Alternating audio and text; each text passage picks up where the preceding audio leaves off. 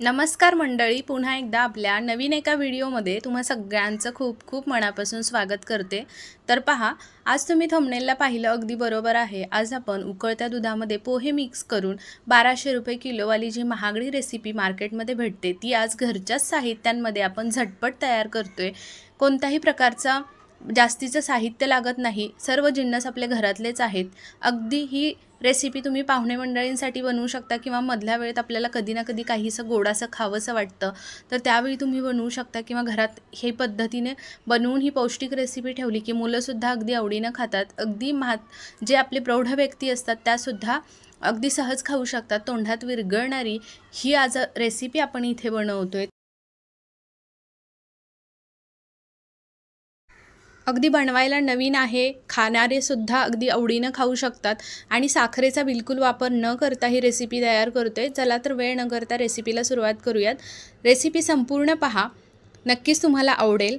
तर त्यासाठी पहा, इथे मी 2 कप इतके पोहे घेतले, जे आपण कांदा पोहे बनवण्यासाठी वापरतो तेच घेतलेले आहेत। स्वच्छ पाकडून निवडून वगैरे घ्यायचे।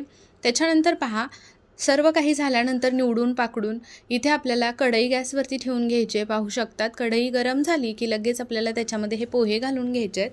पोहे आपल्याला फक्त हलकेसे गरम करून घ्यायचे आहेत, जेणेकरून कधी कधी आपले पोहे मऊ पडलेले असतात तर थोडेसे कुरकुरीत आणि कडक झाले की मस्त असे आपल्याला ते मिक्सरमधून बारीक करून घ्यायचे आहेत। त्याच्यामुळे अगदी व्यवस्थित बारीक होतील यासाठी आपल्याला ते थोडेसे हलकेसे गरम करून घ्यायचे। तर पाहू शकता मस्त असं सुरा होतोय, मध्यम आचेवरतीच आपल्याला गरम करायचे आहेत। बऱ्याच वेळा गॅसची फ्लेम जर चुकून हाय राहिली तर करपू शकतात, त्याच्यामुळे गॅसची फ्लेम मध्यमच ठेवायची आणि छान इथे तयार करून घेतलेत बघा गरम करून। आता हे आपल्याला थंड करून मगच मिक्सरच्या भांड्यामध्ये घालायचे आहेत आणि पावडर तयार करून घ्यायचे। तर पहा, इथे आपण आता याची पावडर तयार करून घेतली, अगदी बारीक अशी रवाळ पावडर तयार होते। त्याच्यानंतर इथे मी जवळजवळ अर्धा कप इतकं ओलं खोबरं छान असं किसून घेतलेलं आहे, किंवा मग तुम्ही मिक्सरला लावून घेतलं तरीही चालेल। तर अर्धा कप ओलं खोबरं घातलेलं आहे। त्याच्यानंतर आपल्याला याच्यामध्ये दूध घालायचं आहे पहा। तर इथे उकळून थंड करून, म्हणजे उकळलेलं दूध आहे ते फक्त थोडंसं हलकंसं गरम झालं की आपल्याला इथे घालून घ्यायचं आहे। एकूण मी इथे पाहू शकतात 2.5 कप इतकं दूध घालून घेतलेलं आहे, थोडं थोडं करून।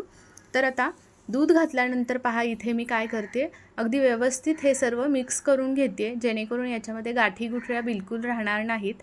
तर थोडंसं पहा, व्यवस्थित चमच्याने मिक्स करून घेतलं की लगेच मिश्रण पहा अगदी छान असं दाटसर झालेलं आहे। जितकं तुम्ही याच्यामध्ये दूध घालाल ना तितकं ते दाटसर होणार आहे। तर आता राहिलेले सुद्धा मी अर्धा कप इतकं घालून घेतलं, एकूण 3 कप इतकं दूध आपण याच्यामध्ये घातलं आहे। छान असा पहा, याच्यामधले जे पोहे आहेत ते भिजण्यासाठी आपण साईडला ठेवून दिलेलं आहे। आता झाकण ठेवून साईडला एक 15 ते 20 मिनिटासाठी ठेवून देऊया, म्हणजे छान असं मिश्रण फुललं जाईल। आता ज्या कपाने पोहे घेतले त्याच कपाने एका टोपामध्ये पहा 2 कप इतका आपण गूळ घेतलेला आहे आणि पाव कप मी तुम्हाला दाखवलं इतकं पाणी घातलेलं आहे। आता हा टोप आपल्याला गॅसवरती ठेवून घ्यायचा आहे आणि फक्त हलकासा याच्यामध्ये गूळ विरघळून घ्यायचा आहे। अजिबात त्याचा पाक वगैरे बिलकुल बनवायचा नाही। गूळ विरघळला की गॅस बंद करून द्यायचा आणि इथे पहा अशा पद्धतीने हे मिश्रण तयार करून घेतलेलं आहे, ते साईडला ठेवून दिलेलं आहे। थंड करून घ्यायचं मिश्रण आणि तोपर्यंत पहा इथे आपला छान असं हे पोहेसुद्धा अगदी व्यवस्थित असं दूध पूर्ण शोषून घेतलेलं आहे पोह्यांनी आणि छान असे फुललेले आहेत। तर आता पॅनमध्ये काय करायचं, तूप घालायचं आहे आपल्याला। तर इथेच तुपाचा पण सुद्धा कमी वापर होतोय पहा, 2च चमचे आपल्याला तूप घालून घ्यायचं आहे आणि जे आपण मिश्रण तयार करून ठेवलं होतं तर ते संपूर्ण मिश्रण याच्यामध्ये घालून घ्यायचं आहे पहा। अशा पद्धतीनं सर्व मिश्रण काढून घ्यायचं आणि हलकंसं सुरुवातीला आपल्याला फक्त मिश्रण या तुपावरती परतवून घ्यायचं आहे।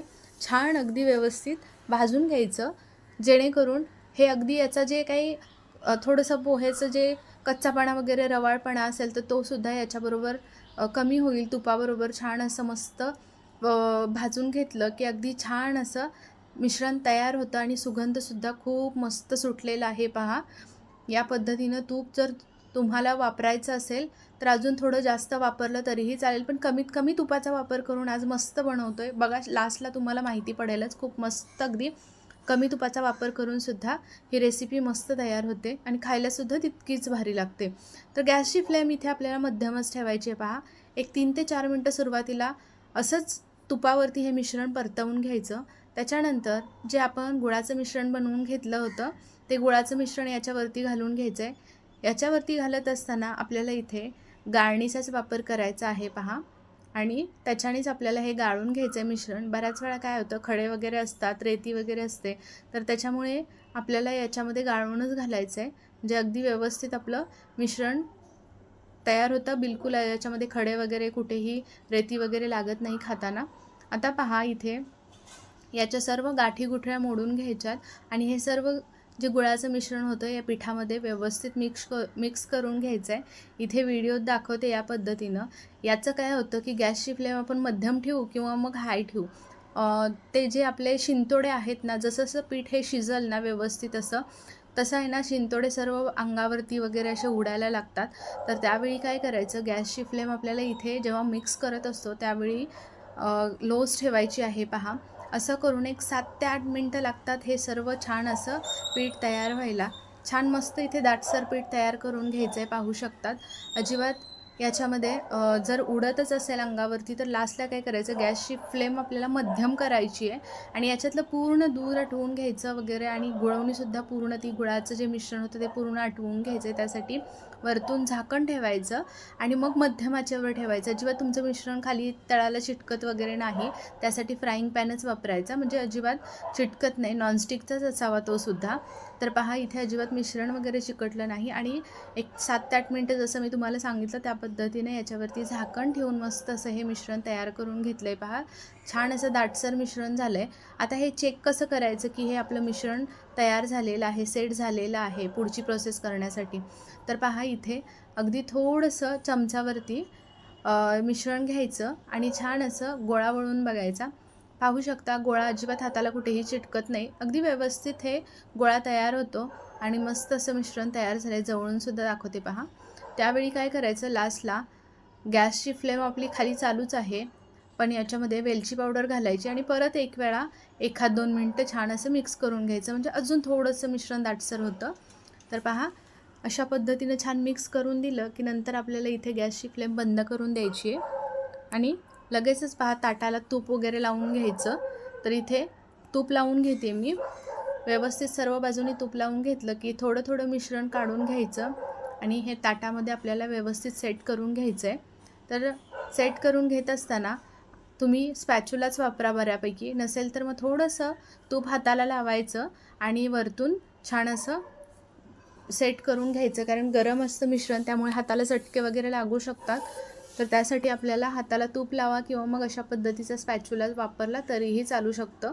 हा तुम्हाला जरी प्लास्टिकचा दिसत असला तरी हा प्लास्टिकचा स्पॅच्युला नाही आहे, हा सिलिकॉनचा आहे, त्याच्यामुळे अगदी योग्य आहे आपल्याला वापरण्यासाठी सुद्धा.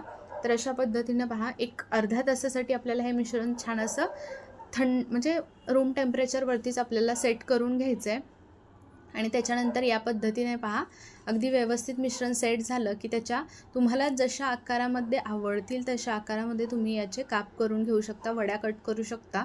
तर इथे आज आपण ही बर्फी सेट करतोय पहा आणि बर्फी बनवतोय. तर अशी बर्फी तुम्ही यापूर्वी कधी बनवली आहे का, मला नक्की कमेंट करून सांगा. अशी बर्फी ना खायला जितकी टेस्टी आहे तितकी बनवायलासुद्धा सोपी आहे, तुम्ही पाहिलंच व्हिडिओमध्ये.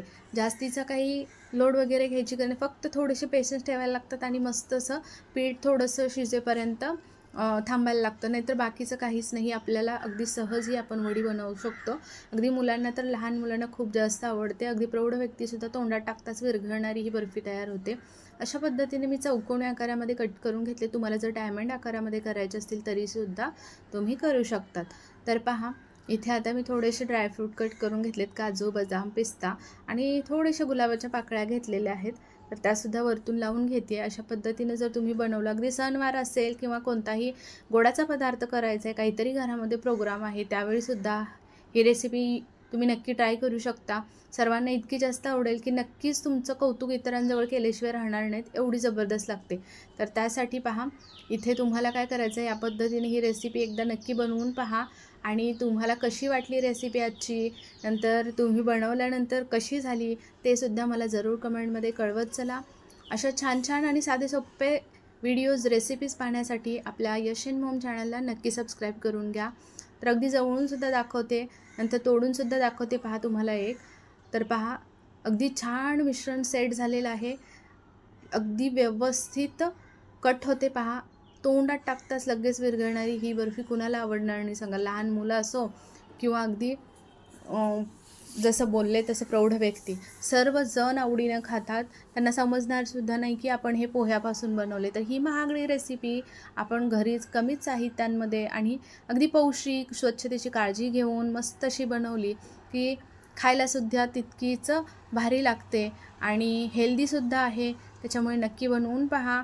आणि जाता जाता आपल्या चॅनलवरती कोणी अजून नवीन असेल, सबस्क्राईब केलं नसेल तर नक्की सबस्क्राईब करा आणि बेल आयकॉन प्रेस करा, म्हणजे माझे छान छान व्हिडिओ तुम्हाला रोज पाहायला मिळतील. धन्यवाद.